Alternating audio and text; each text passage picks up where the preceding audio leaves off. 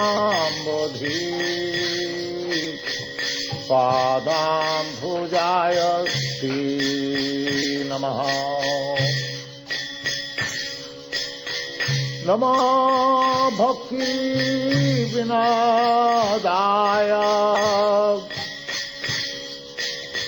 सच्चिदानन्दनामिने गौरशक्ति स्वरूपाय रूपानुगवरायति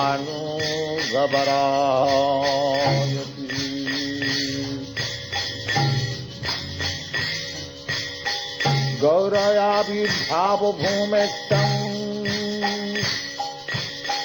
निर्देश सज्जनप्रिया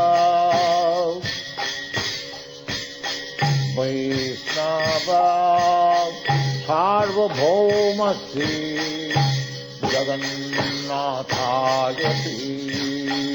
नमः। वंशाकल्पतरुभ्यश्च कृपासिन्धुभ्यैव च पतितानां पावनेभ्यः वैष्णवेभ्यः नमो नमः।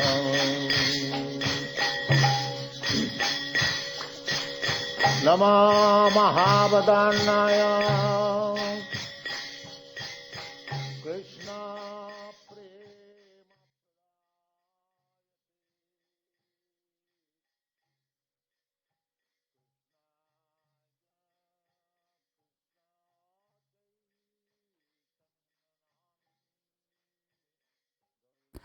Hare Krishna, my friends. Welcome to Bhaktiville. This is Dasi Lane, and we're streaming live from Bhaktiville in Second Life. We're going to continue with our reading of the teachings of Lord Caitanya, but we have a couple of things to do before we get to that. We had a homework assignment a couple of weeks ago that I forgot about last week. Srila Prabhupada had mentioned different miracles that Lord Caitanya had performed, and of course all of us we couldn't remember anything. Kandinta remembered a couple, but I couldn't remember any of them. So I have a list, but I wanted to know if anyone else had anything they wanted to add to that list before I go through it. Bhakti, Kadirs, nothing? No homework? Nope, from Bhakti. All right, I'll go through my list. No homework from Kadir. She didn't do hers either. Okay, so there's the story of baby Nimai getting kidnapped, where he was kidnapped and he thwarted the kidnappers by confusing them and having them end up taking him home. He had them go all around, and then they just ended back at the house where they started from. So that was one. Baby Nimai found a cobra in the garden, and actually his parents found him laying on the cobra just like Vishnu lays on Sheshanaga. Of course, there's the famous one of him going through the Jharkhand forest, and he had the tigers and all the animals chanting Hare Krishna. One time during Rath Yatra, the carts had stalled, and he went around to the backside and just gently placed his head on the back of the cart, and it started moving again. There's the story of baby Nimai, or a little older, taking the offering of the Brahmin. The Brahmin is making an offering in the house, and of course he's offering it to Krishna, and so Lord Caitanya, as Krishna comes and takes it. And every time the Brahmin came back in, it was gone. Poor guy spent all night cooking and making offerings, and finally Lord Caitanya presented himself as Vishnu so that the Brahman was satisfied. Lord Caitanya also revived the dead son of Srivas Thakur. He healed a leper named Vasudev. He healed the son-in-law of Sarvabhauma Bhattacharya, who was dying of cholera. He revealed his transcendental form to Sarvabhauma Bhattacharya and Ramananda Roy, so showed himself as Krishna to his devotees. And another Rath Yatra pastime is that there are multiple kirtans going on around the carts, and Lord Caitanya is in each one of them. So those are all pretty miraculous events that Lord Caitanya showed to his devotees, and we have in our histories of pastimes of Lord Caitanya. All right, so that was the homework, miracles of Lord Caitanya. And then we also want to look today at the second Shikshastika verse. And Bhakti, if you could move the camera over to the slides, I'll read the verse, and the camera should come into view by the time I get to the end of it. So this second verse is also Sambandha, and we talked about this last week, that the three stages of a spiritual journey include Sambandha, Abhideya, and Prayojana. And Sambandha is the knowledge relevant to developing your relationship with Krishna. And and the process of that is your spiritual activities, your bhakti. And verses 1 through 5 are Sambandha Gyan, the knowledge of Sambandha, and it's the basis of Abhideya, which is the process of devotional service. So the second verse is still Sambandha, and the translation reads like this. Srila Prabhupada's translation reads like this. O my Lord, your holy name alone can render all benediction upon the living beings, and therefore you have hundreds and millions of names like Krishna, Govinda, etc. In these transcendental names you have invested all your transcendental energies. There is no hard and fast rule for chanting these holy names. O my Lord, you have so kindly made approach to you easy by your holy names, but unfortunate as I am, I have no attraction for them. So I've quoted a couple of passages from Bhaktivinoda Thakur's essay on the Shikshastika. And the first one is this from Bhajana Rahasya. Sri Krishna extracted all the potencies that are present in the strict observation of the rules and regulations related to one's caste or creed, dharma, the performance of sacrifices, yajna, the practice of mystic yoga, and cultivation of spiritual knowledge, jnana, and conferred them all upon his holy names. So that's part of the potency of chanting the holy names, not just that. Sorry, my cat is here. But the most important part is that the name and Krishna are non-different. So that's the potency of Krishna's name.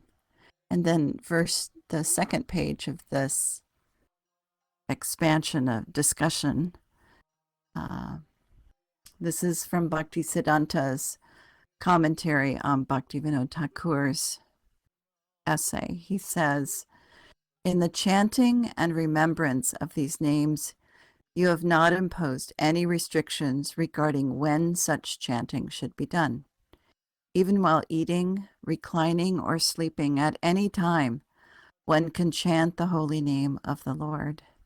And there's no hard and fast rules.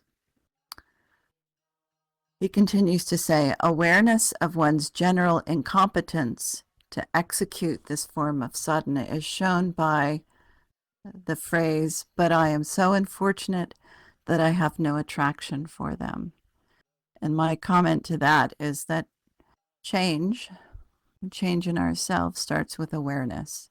So aware that we have no attraction. So what do we do about that? So lack of attraction to chanting the holy names can be mitigated by studying the 10 offenses to chanting. And I'm not going to go over those 10 offenses, but you can look them up. One should also not negate the power of mercy and grace in overcoming these offenses and finding attraction to this sadhana, this spiritual activity.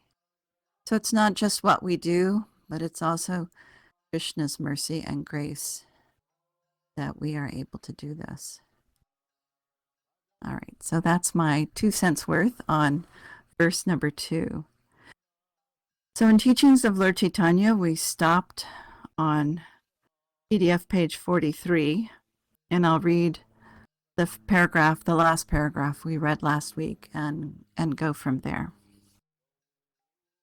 Caitanya Charitamrita means that the spirit soul is immortal and that activities in the spiritual world are also immortal. The Mayavadis, those who hold to the view that the Absolute is impersonal and formless, say that a realized soul has no more need to talk. The Vaishnava says, no, talking begins at that stage. Our previous talk was nonsense and had no value. Now let us begin real talk, talks of Krishna. The Mayavadis use the example of the water pot. When the pot is not filled with water, it makes a sound. But when the pot is filled, it makes no sound. But am I a water pot? Can I be compared to a water pot? Logically, an analogy points out similarities, and the greatest number of similarities between the two objects makes the best analogy. A water pot is not an active living force. A pot can't move.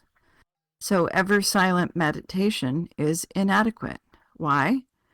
Because we have so much to say about Krishna that we don't have time to finish when there are only 24 hours in a day.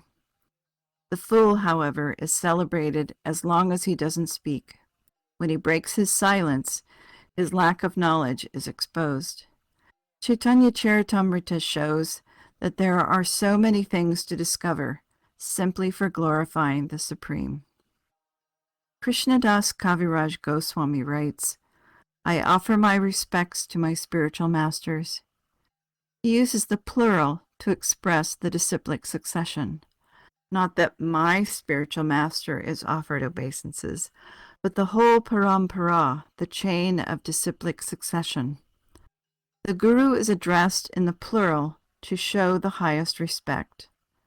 After offering respect to the disciplic succession, it is offered to devotees, other God brothers, the spiritual master, expansions of Godhead, and his first manifestation of energy.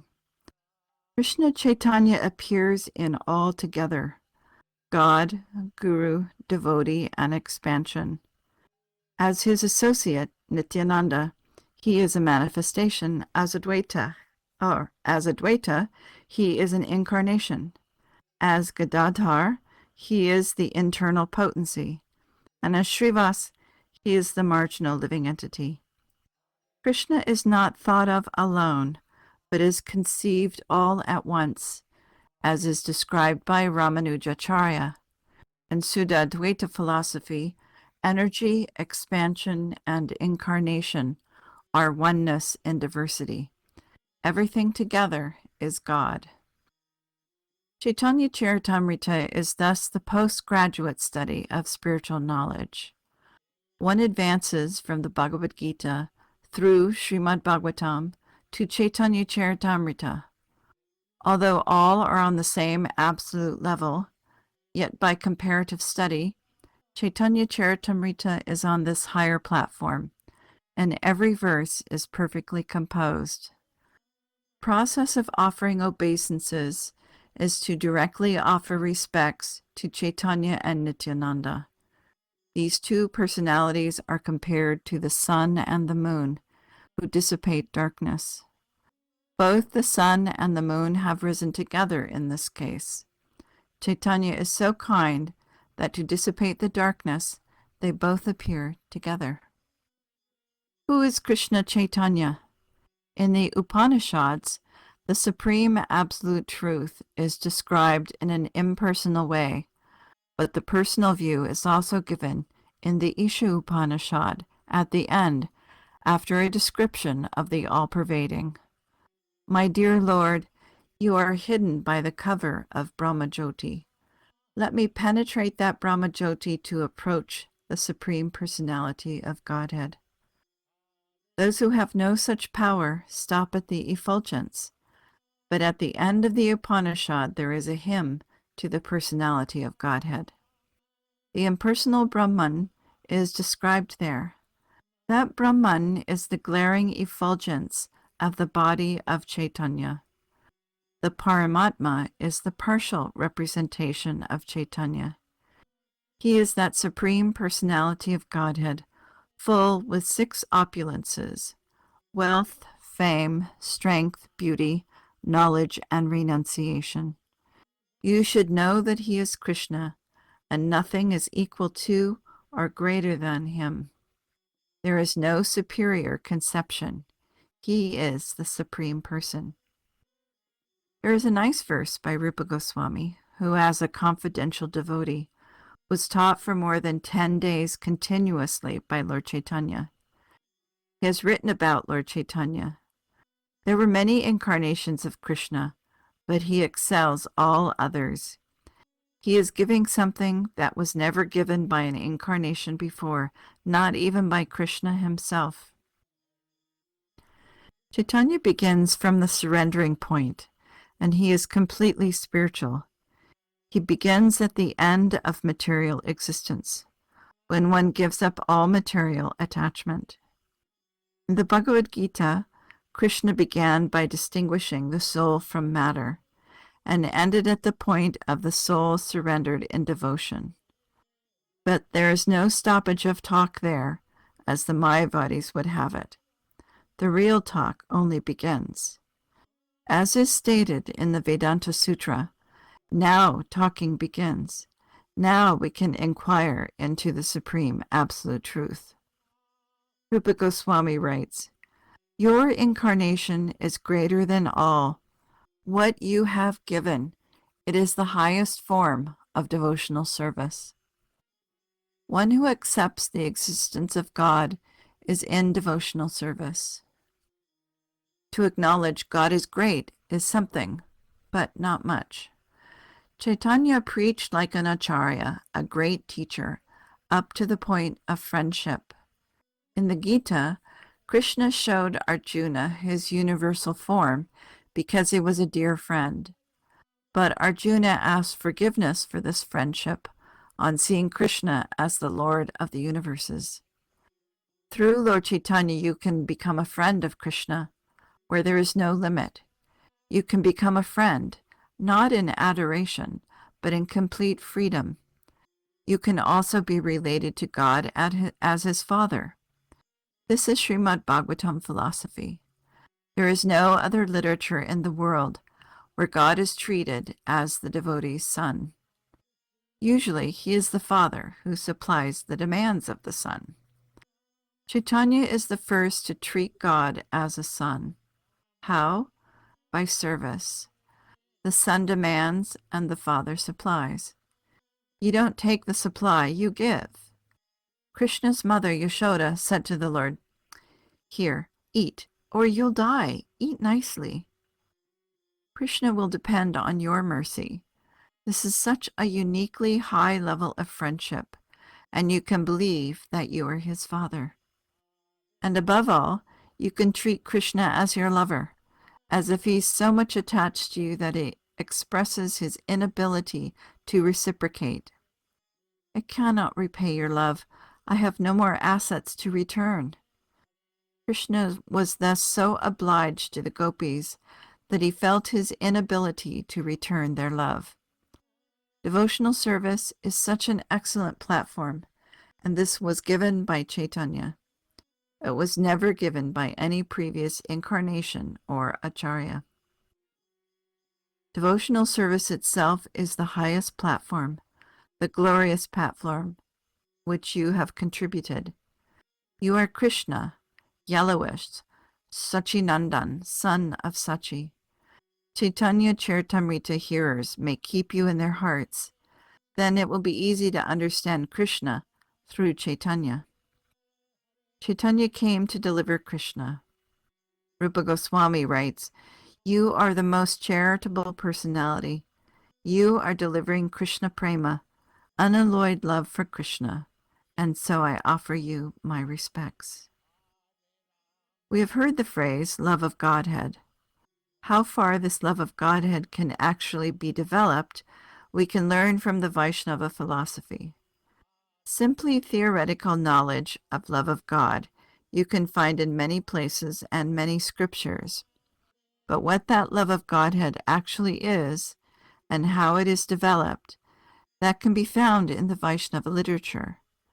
It is the unique and the highest development of love of God that is given by Caitanya Mahaprabhu.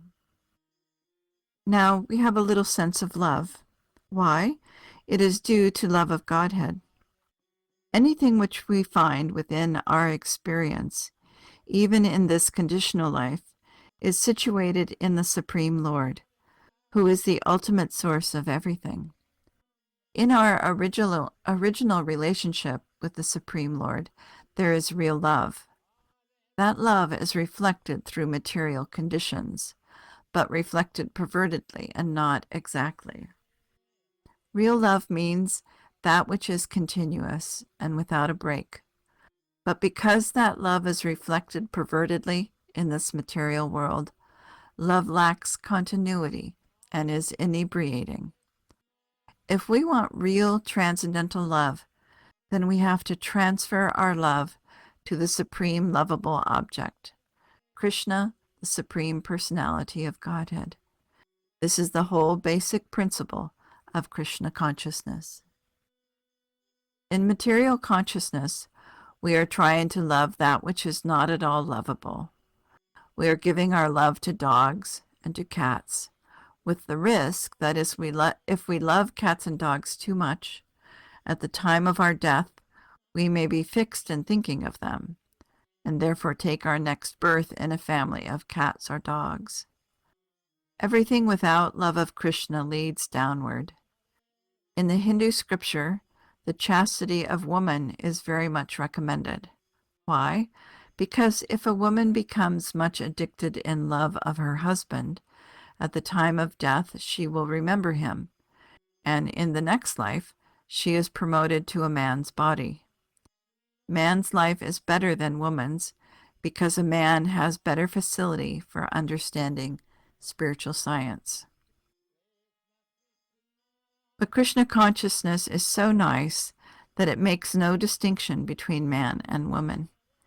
In the Bhagavad Gita you will find, if somebody, even if he is born in a low family, even a woman or a Sudra or a Vaishya, anyone who takes shelter of me is sure to achieve my association. That is guaranteed. And Krishna says that if these people can achieve the highest perfection of life, then why not the real Brahmins, devotees, and saintly kings? They are sure to achieve the highest perfection. Caitanya Mahaprabhu gave us information. First of all, you must know that in every country or every scripture, there is some hint of love of Godhead, but nobody knows what love of Godhead actually is. That is the distinction between other scriptures and the Vedic scriptures. The others have some idea of love of God, but regarding how to love Godhead and what is Godhead, they have no idea. They promote official love of Godhead. But here, Caitanya Mahaprabhu gives a practical demonstration of how to love God in a conjugal relationship. Caitanya Mahaprabhu takes the part of Radharani and tries to love Krishna as Radharani loved him. Krishna could not understand, how does Radharani give me such pleasure? So in order to study Radharani, Krishna lived her role and tried to understand himself. This is the secret of Lord Chaitanya's incarnation. That is explained in the next verse. This verse says, I offer my respectful obeisances unto the Supreme Lord, who is absorbed in the modes of Radharani's thought. He is Krishna, but he has taken the mode of Radharani to show how to love Krishna. And what is Radha Krishna? Radha Krishna is the exchange of love. And what is that love? This is not ordinary love. Krishna has immense potencies, of which three are principal: internal, external, and marginal potency. In the internal potency, there are three divisions: Sambit, Ladini, and Sandani. I just want to note right here that this word Hladini is spelled incorrectly. It's Hladini, Hladini. The Hladini potency is the pleasure potency. We must always know that we also have this pleasure-seeking potency. We're all trying to have pleasure. This is the nature of the living entity. We are now trying to enjoy our pleasure potency in this material condition with this body by bodily contact. But do you think that Krishna, who is always spiritual, will also seek pleasure, on this material plane? What nonsense this is. Krishna describes this place as non-permanent and full of miseries. Do you think Krishna is going to seek pleasure in this material form? How is it possible? He is the Supersoul. He is the Supreme Spirit. How can he seek pleasure in matter? Therefore, to learn how Krishna's pleasure can be obtained, you have to study the first 9 cantos of Srimad Bhagavatam. In the 10th canto, Krishna's pleasure potency is displayed as he plays with Radharani and as he plays with the damsels of Braj. Unfortunately, people of less intelligence turn at once to the pleasure potency sports of Krishna in the Dasamak Skanda, the 10th canto. These pictures of Krishna embracing Radharani or of the rasa dance are unfortunately not understood by ordinary men because they do not understand Krishna. They will falsely understand that Krishna is like us, and just as we want to embrace a young girl, so he embraces the gopis. These people write books because they think that this is a kind of religion where we can indulge in sex and become religionists. This is called Prakriti Sahajya, materialistic lust. And I think we're going to stop right there to leave room for comments and questions. I wanted to comment on a couple of things. Srila Prabhupada says that we should offer obeisances to a series of people that includes God brothers, and I just wanted to say, and God sisters. So all of our gurus, disciples, we should offer obeisances to all of them, men and women, and not make a distinction. Also, this section on page 46, the PDF page 46, about giving our love to cats and dogs. I have a cat, and I have learned so much about love by taking care of my cat. And so I just want to say that we're in this life and we have these experiences so that we can learn how to love Krishna. And all of these things are placed in front of us so that we can understand the depth of that.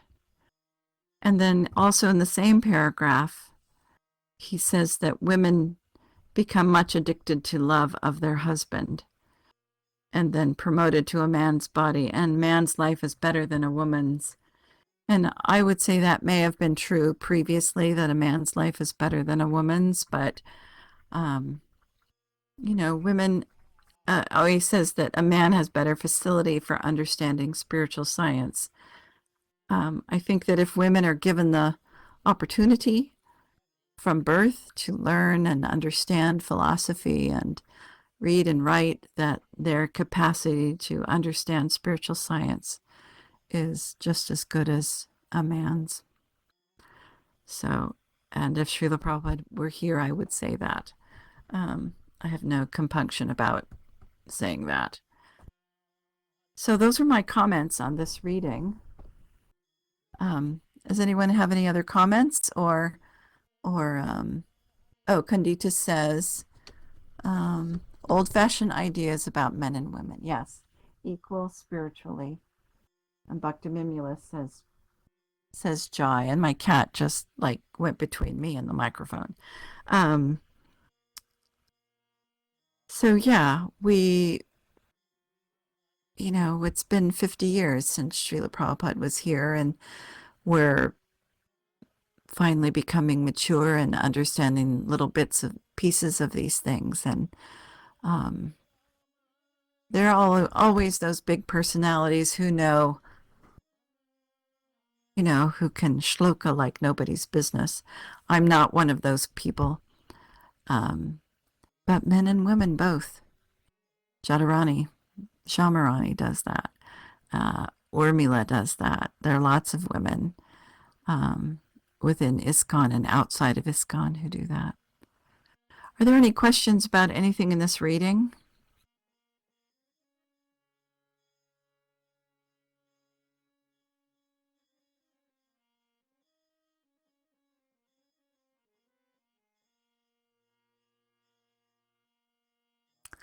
You're welcome, Kandita.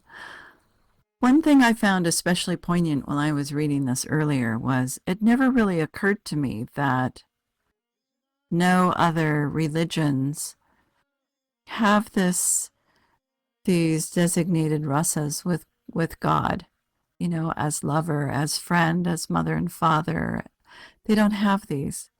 And I think it just never occurred to me.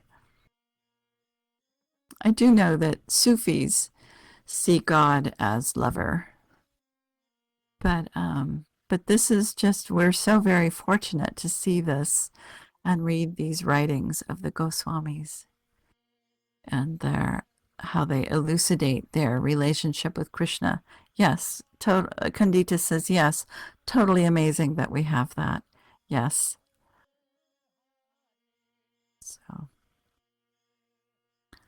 all right, my friends, we'll stop there then. We'll pick it up again next week, and we'll look at verse 3 of the Shikshashtaka.